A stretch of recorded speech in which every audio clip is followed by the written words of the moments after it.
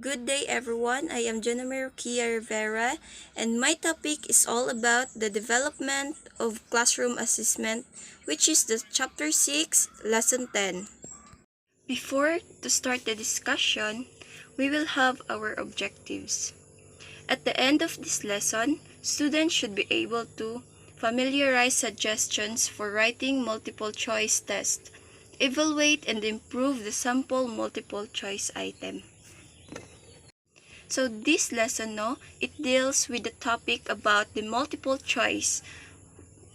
Now, we will start by asking a question, what is a multiple choice? So what is a multiple choice test? A multiple choice test is the form of an objectives assessment in which students are asked to select only correct answer from the choices offered as a list. Multiple choice also, a test question can be an effective and efficient way to assess learning outcomes. Multiple choice test, it can also assess various levels of learning outcomes from basic recall to application, analysis, synthesis, and evaluation because students are choosing from a set of potential answers. So, the multiple choice test or a multiple choice, it is very familiar to us, this kind of test. There is someone that telling na, ay, ang dali-dali lang ng multiple choice. It's just like pindot-pindot or pili-pili like that. So, multiple choice test question, also known as an item.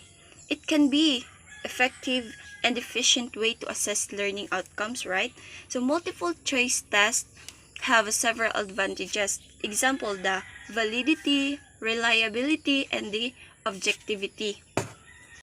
A multiple choice question is composed of three parts, which is a STEM, a CADE or a CADE alternatives, and the distractors.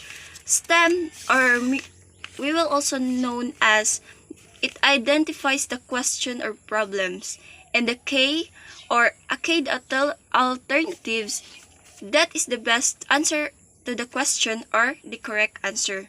And the distractors, it also says that it are plausible but an incorrect answers to the questions. Okay, the structure of multiple choice tests, it consists again of STEM, CADE alternatives, and distractors. Okay, a STEM that presents a definite problem allows a focus on the learning outcomes. The options are the possible answer that the examined can choose from, with the correct answer called the K alternatives or the K, and the incorrect answer called the distractors. Only one answer may be K'd as a correct answer. STEM is the portion of a multiple choice question that poses a problem. The STEM should be the best solved or answered by the only one of the option presented. So every student, they are wondering why some other of the teacher, they make a situational question of the multiple choice test. Why? Because that is one of the types of multiple choice test. Now, we will discuss the types of multiple choice test or the multiple choice questions. Types of multiple choice test. Number 1, stimulus material STEM options. Number 2, STEM options. Number 3, negative STEM. 4, best answer. 5, contained options. 6, the correct answer. 7, the group options. 8, the Morse variety. First type is the stimulus material STEM options. Stimulus material STEM option, a list of a question about a specific topic or a passage of text that are present information or present a problem to solve. So for example, we will be given situation or some book that the teacher was said to be read, and then we will be given our own insight about that. So for example, the paper, of course, had been full of tragedy, glaring headlines, sandwich biographies of every member of the household, and the usual familiar tag about the police having no clue. Nothing was spared. The war was momentarily inactive, and the newspaper seized with avidity on this crime in fashionable life. So, the mysterious affair at Style was the topic of the moment. From The Mysterious Affair at Style by Agatha Christie. The sample question is, why are the newspaper making the mysterious affair at Style their lead of the story? It is a question that you're really the only one to answer the question with a present problem to solve, right? Another example, how would one describe the newspaper coverage of the crime? It has here, A, it was a silly, it is a humorous, or a thorough. STEM options. The example of STEM options is, which of the following serves as an example of formative evaluation? So A, it was a diagnostic test, or B, it was a entrance examination, C, it was a periodical exam, or D, it was a short quizzes. So in the STEM options, it's a question that poses a problem. That was the STEM option and STEM option question of multiple choice. Next, the third one, we will have the negative STEM. Negative STEM, this type of multiple choice question in which the correct answer is the one that is false, rounded by the true distractors. So example, the following are example of an adjective except. So negative STEM, those examples are, or those question is a negative, like which of the following is not belong to the questions, like that. Next, the fourth one is the best answer. For example, since there is no clear-cut or well-defined policies on observing privacy in all instances, the teacher is simply required to be A, anonymous, B, carefree, C, secretive, or D, sensitive. In the best answer, you will this question is, or this type of multiple choice question, you will only choose the best answer. Even those choices is the correct answer, but you still choose the best answer. Next, the fifth one is the contained questions. Contained questions, multiple choice questions where the options are given in a list. For example, identify the error in the sentence. My parents was in Manila to assist my sister enrolled in college. So, in that sentence, you will going to identify where is the error of that sentence, kung saan yung mali dyan. Saan yung kulang or saan yung nagkakabaliktad-baliktad. That's it. Next is the correct answer. So, in the correct answer, no, it is, very salbutamol. That, in a correct answer, syempre, you will choose the right one. You will choose the only one correct answer. No? For example, what is the summer capital city of the Philippines? It is Baguio, Cebu, Davao, or Olongapo. Then, we all know that the summer capital city of the Philippines has the only one answer. So you will choose the correct one answer. Okay, the next one should be the group option. A set of options that can be sorted into categories or group.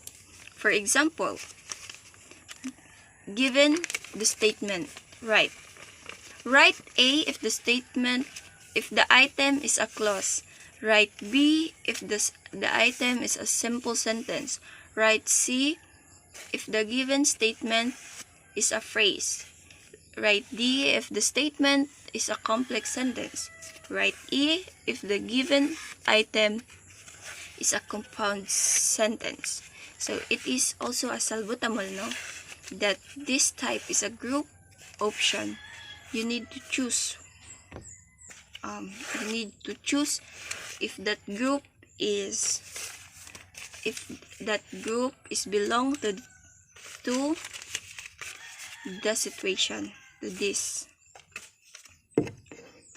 The last type of the multiple choice question is the Morse variety.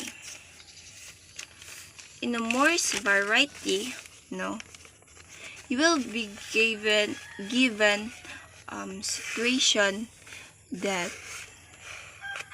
for example, given statements W, X, Y, and Z, statement W, statement X, statement Y, statement Z. Okay. Here are the choices. Write A if W affects X, but X affects Y, but Y affects Z. Write B if W does not affect X, but X does not affect Y, but Y does not affect Z. Letter C, if W affects X, but X does not affect Y, but Y affects Z. Or letter D, if W does not affect X, but X affects the Y, and Y does not affect Z. It's very libog. So Morse variety. But if you read and analyze, you will understand this type of multiple choice questions. Next, the last part of my report. There is a suggestions for writing multiple choice test. Okay. A STEM should introduce what is expected of the examined. The essence of the problem should be in the STEM. A poor STEM leaves the student dealing with 4 possible answers, hence making the examined anxious as what to do. All the options should measure the same objective. That is, if the STEM calls for a name of person, all the choices should be the name of person. So number 1, avoid repetition of words in the options. We should avoid the repetitions of the words. The STEM should be written so that the keywords are incorporated in the STEM and will not have to be repeated in each option. This will save reading time on the parts of the student. Number 2, when the incomplete statement format is used, the option should come at the end of the statement. All test items should present the problem to the student as early and clearly as possible. So, we all teachers, we all future teachers need to make a test like multiple choice. We need the statement, as a clearly,